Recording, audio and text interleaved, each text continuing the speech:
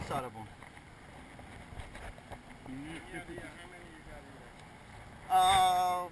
Probably maybe a couple thousand easy. That's about it. Nothing special here. The other one I'm loaded to the max, but this one here, this is behind the fireplace. So this is what happens. You know, you're probably looking at maybe a couple thousand bees. That's about it, maximum. I can tell better when I have my suit off, my headgear off, but I'm not going to do that with these bees. These are the kind of bees that if you let them go, or you think that it's going to be okay, you're sadly mistaken. You will definitely. People think that all the time. Oh, I'm just going to let the bees go. Whatever. You better have a lot of gasoline. And you better have some track shoes on, because if these guys get out of this container and the way that they're already acting, they're already stressed out. To me, I just got to let them not get stressed. So what they like is they like a little bit of water, because they're thirsty right now. I mean, just a hair, a little bit of water. They're just like everybody else. They get hot like us. You don't want to drown them, just enough for them to get something, and it calms them down also. They're not partial to hot water just like we are, but they like ice cold water, and that's what happens. But there's a lot of them in here, and what happens is they accumulate themselves to the top, just like they do in a honeybee hive. I'm only going to show you for a second. Be real still, they're going to be real calm.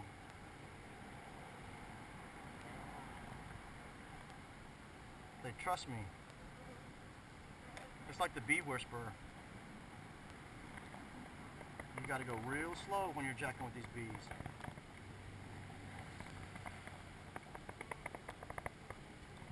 They move they're real gentle. Look at them, you can move them, you can work them. You just got to be real. Now what the difference is me having them actually inside of there, and when I move the cage, they're not happy. When they can't get out, that's when they want to kill you. But you wait for a couple of seconds, they'll be happy. Look at them. Look how happy they are. Boy, they're having a good time. It's Friday.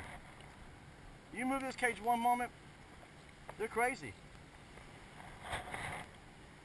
They don't like being bothered like anybody else does sometimes. But well, we have the pool behind us, the opening day for the pool. I think what would have happened from past experience in this neighborhood, me dealing with about 8 houses, I would probably say that every kid in that pool would have probably been either in the hospital or really sick if these bees had decided to get out. Or say that there was too much water up there and it flooded their hive and they got mad and the queen says, hey, I'm going to get the hell out of Dodge. Well, when she leaves, they all leave. And they're going to go for the first water source they can find in the first area, and they're going to hit that pool where all those kids are, and that's what all the management companies and all the homeowners and all the homeowners association need to pay attention to. These guys are outside all day long, and you're not paying attention. They're hanging from trees, they're sitting inside your cable boxes, they're sitting inside your backyard, they're underneath your swing sets, they're underneath your decks, they're everywhere. Texas is full of bees. And been a danger with the electrical system too. Yes, absolutely. Well, considering that you have bars on these windows since 1978, and these two ladies are 79 years old, we're going to have an issue of nothing but death. There's no way they're going to get out. But the bees would have survived. I have seen houses burned to the ground, and these bees survive. That wax, they get in between those wax layers, and they get themselves real tight. That fire doesn't touch them, and sometimes that smoke doesn't touch them either. That's just a bunch of bells and whistles. Let me tell you right now, these bees are indestructible. They don't care for salt water. They don't like pool water, but they will drink it, especially when the chlorine level is very low. They'll go over there and they'll get in the little retainer area where you pull out the leaves. Don't stick your hand in there. You got 2 things this summer is going to be in there: snakes and bees. Don't get in there and say, oh, well, I'm just going to clean this out, and you're over here looking somewhere else. You got to pay attention to what you're doing, or these guys are going to get you.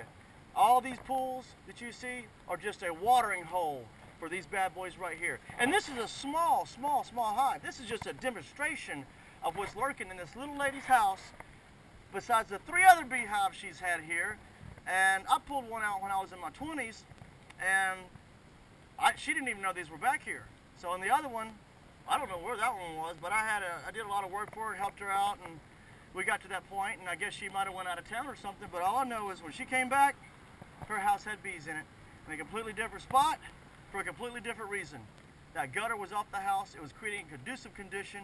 It was a perfect home for the bees. They had a great environment. You got all this fauna in the backyard that's not cut because she's elderly. So you got to think about that. The foreclosures, they're loaded. I probably do 250 foreclosures a year that have bees in there. And that's it. Your work. I'm going to keep it. That was a incredible